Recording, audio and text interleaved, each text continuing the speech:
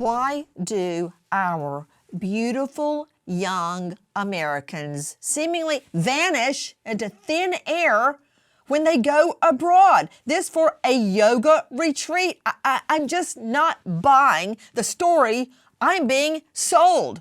With me, an all-star panel to make sense of Nancy's disappearance. But first, I want to go straight out to Nikki and Jonathan Ng, the sister and brother of Nancy.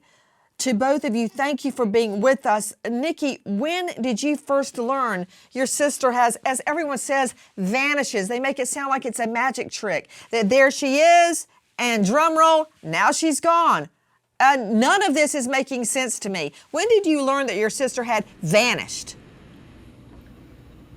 We first heard she went missing on October 19th. My dad received a call from Eddie Ramada, the yoga retreat organizer that day, to say that she had gone out on the water and never returned. You know, Jonathan, there's something missing in that story. You know, we just covered the case of a beautiful young University of Pitt student, Sadiqa, who was just at the water's edge and now she's gone.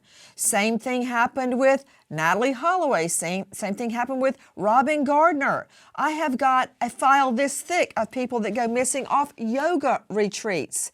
I do not believe that one moment Nancy's there and the next moment Nancy's gone. What were you told, Jonathan?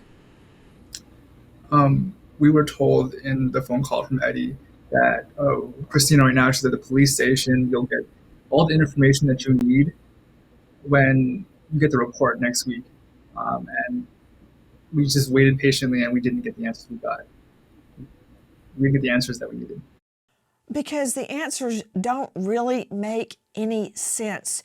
You are seeing video of this gorgeous young teacher, Nancy Ng. She lives in California. She goes to a yoga retreat and she's never seen again. Look at her, full of life, full of joy. Why is she gone? What happened? The family literally in a living hell. To Nikki Ng and Jonathan Ng, these are Nancy's brother and sister. How did that strike you? When, okay, first of all, I'm hearing that the witness that was last with her, we believe, got a lawyer, okay, but that everyone on the excursion came back to shore and went, okay, bye. And they left so quickly, they didn't even bother to pay. They didn't have time. They wanted to get out of there so quickly. How did that strike you, Nikki? I just think none of it makes sense. I think one of the most appalling facts that we've heard is that when Christina got back to shore, she went back to the hotel. She didn't get back out on a boat and show people where in the lake, in this 11 by 5 mile lake, where they were. Instead, she had gone back and we were told by one of the other retreat goers that she was in the meditation room doing child's pose. And to us, that is just so shocking and unbelievable that that's your first response. What about their urgency in finding our sister? Where's that empathy and compassion? If Nikki, that is really what happened. What about it, Jonathan? How did that strike you? It doesn't make any sense.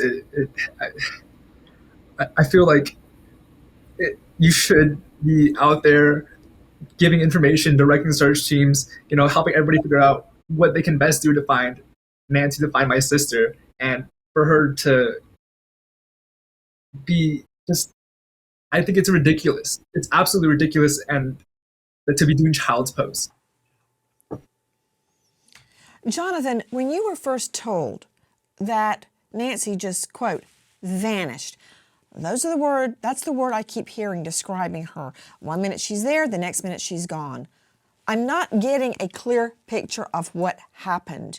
And the fact that everyone on the excursion just left without paying, I find very curious, Jonathan. Yeah, we had heard that the organizer Eddie was kind of shuffling and getting everybody out there in a rush. And that just felt like, why? Why would you do this for? We had asked him, we reached out saying, hey, is there any chance that you could stay a little bit longer? You can ask maybe the group if there's anybody who's willing to stay behind, volunteer, help out. And not only did he decline to do that, he rebooked his ticket out of Guatemala a day early, left a date earlier than he had planned. He didn't actually, people had told us on the retreat, if Eddie had asked me, hey, the family would like someone to stay to help out, that they would have stayed. But he didn't even bother asking. He ignored Nikki's texts and calls when she called him, and someone said that they literally saw him look at this phone and put it face down. Wow. Wendy Patrick joining me, veteran California prosecutor. She's president, founder of Black Swan Verdicts, author of Why Bad Looks Good, also reading people, how to understand people and predict their behavior anytime, any place. She is also the star of Today with Dr. Wendy on KCBQ. Wendy, does the term flight fit? Is that appropriate here? Flight? Evidence of flight? It's interesting you bring that up, Nancy, because that's often argued when you have persons of interest who disappear, because it really comes down to exactly that. You have a case where it looks like the cover-up may be part of a crime, but you don't have suspects in this case yet. You just have suspicious behavior following this tragedy. And one of the things that makes this scenario unique is we all know it's challenging enough to gather forensic evidence on land. How much harder in the middle of the lake, where the only people who would be able to provide those leads took flight almost immediately. Now, the reason why may have something to do with potential civil liability. Maybe that's why they didn't pay. Maybe there are other explanations. But as you just point out with the example you shared personally, it's not the way human beings behave. And when you look at behavioral evidence, the fact that most people stay and say, what can I do to help?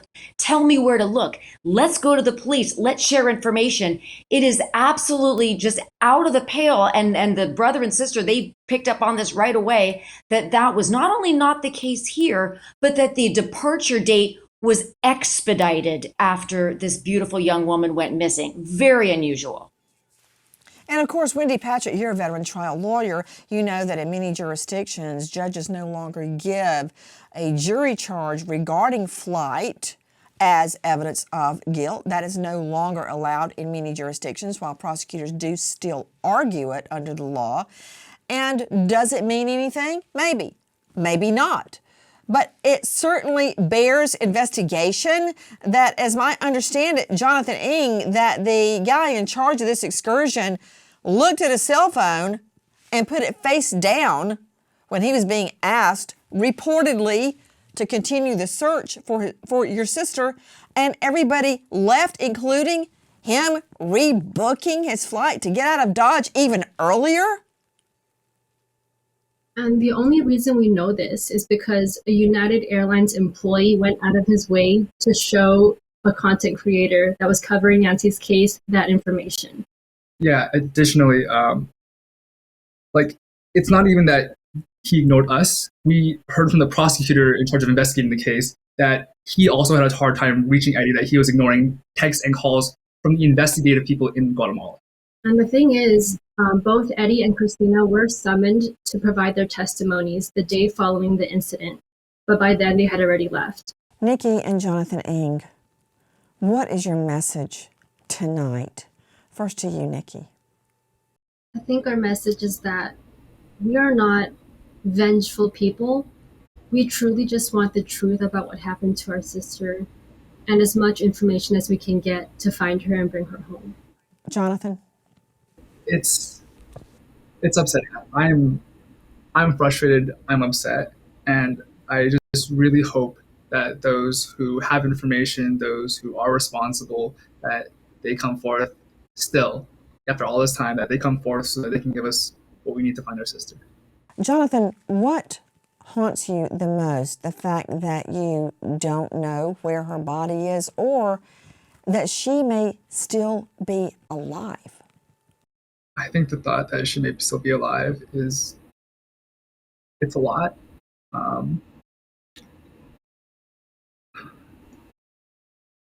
yeah, I don't want her to be out there suffering. Nikki, what disturbs you the most about your sister's disappearance? I think all of it. I just can't wrap my head around the fact that people can just pick up and leave and not help at all. I mean, Nancy was the kind of person that went out of her way to help anybody, even strangers. And so the fact that she's potentially gone forever and that the people that were last with her are not willing to help at all, it just really breaks my heart. It was really painful getting information about her sister, not even through the witnesses directly, but through learning about it through national television. I just wish there was a dialogue so we can learn more. Where is Nancy? What happened to her? Could she still be alive? And under what circumstances? No one has been charged. No one is a suspect. No one is a person of interest. For all we know, these players' behavior could be innocently explained. But we don't know that because there seems to be a wall of silence surrounding the disappearance of Nancy Ng. If you know or think you know anything about the disappearance of Nancy Ng, please, please come forward. End this family's suffering. 626-614-3218. Repeat, 626-614-3218 or email helpusfindnancy@gmail.com.